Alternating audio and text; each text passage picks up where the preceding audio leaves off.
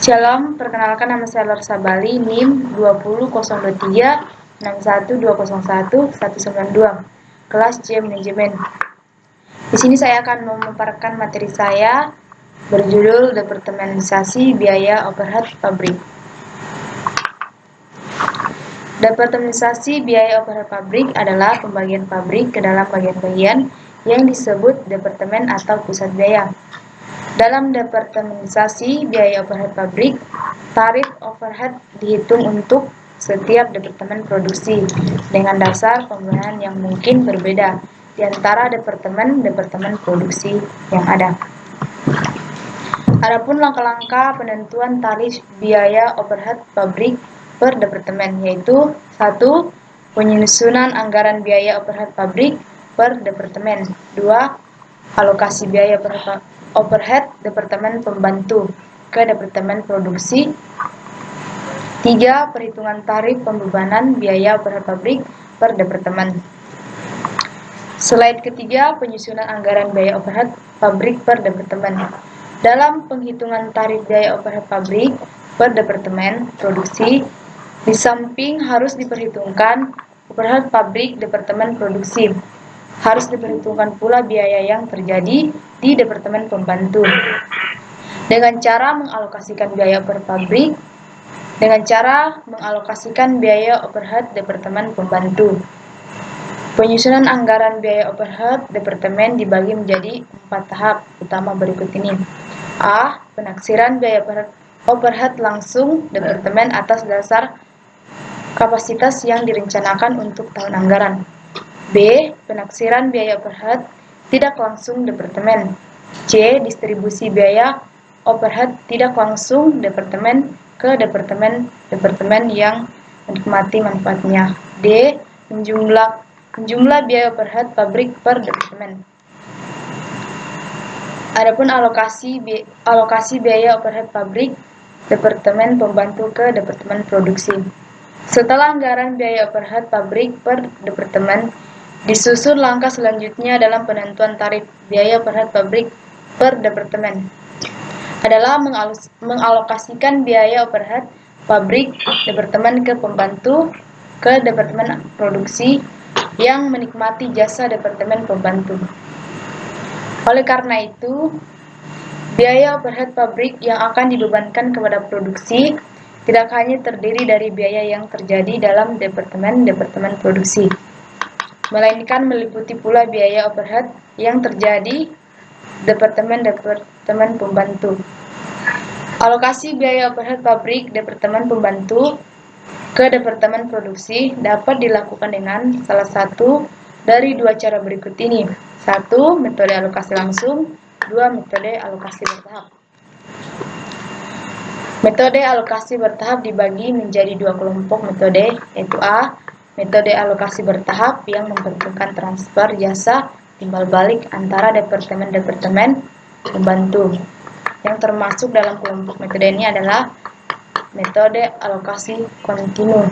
2. Metode aljabar. Yang B. Metode alokasi bertahap yang tidak memperhitungkan transfer jasa timbal balik atau departemen pembantu. Metode alokasi yang termasuk dalam kelompok ini adalah metode urutan alokasi yang diatur. Metode alokasi bertahap yang memperhitungkan jasa timbal balik antar departemen pembantu. Di dalam menyusun anggaran biaya overhead pabrik per departemen, biaya dibagi menjadi dua golongan, biaya langsung departemen dan biaya tidak langsung departemen. Biaya tidak langsung harus dibagikan kepada departemen yang menikmati manfaatnya. Biaya overhead tidak langsung departemen kepada departemen yang menikmati manfaatnya. Metode alokasi bertahap yang tidak memperhitungkan transfer jasa timbal balik antar departemen pembantu. 1. Biaya overhead pabrik departemen pembantu dialokasikan secara bertahap. Kedua, alokasi biaya per pabrik departemen pembantu diatur urutannya sedemikian rupa sehingga arus alokasi biaya menuju ke satu arah. Ketiga, pedoman umum di dalam mengatur urutan alokasi biaya overhead Departemen Pembantu. Yang keempat, selama melakukan alokasi biaya overhead harus diperhatikan pedoman umum. Di sini ada contoh perhitungan tarif pembebanan biaya per pabrik, yaitu PT Eliona.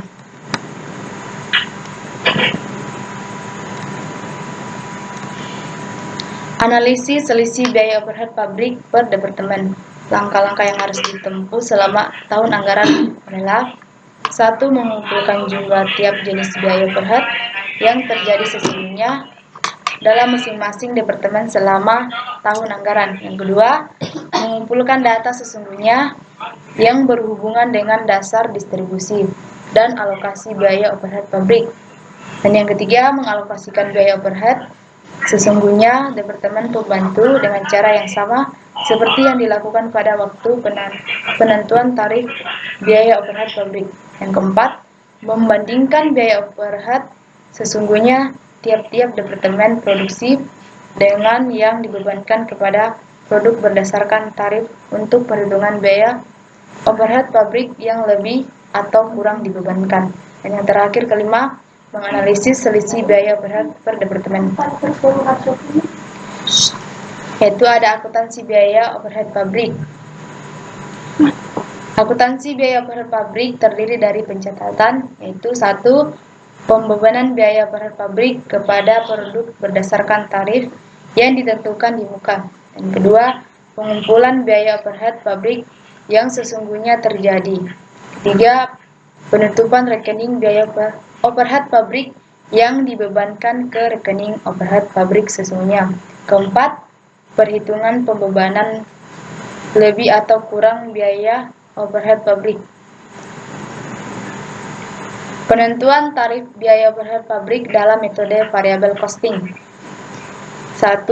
Biaya overhead pabrik langsung departemen dipisahkan ke dalam biaya variabel dan biaya tetap. Kedua, biaya overhead pabrik variabel departemen pembantu dialokasikan ke departemen produksi berdasarkan kuantitas jasa yang dikonsumsi oleh departemen pembantu lain dan departemen produksi.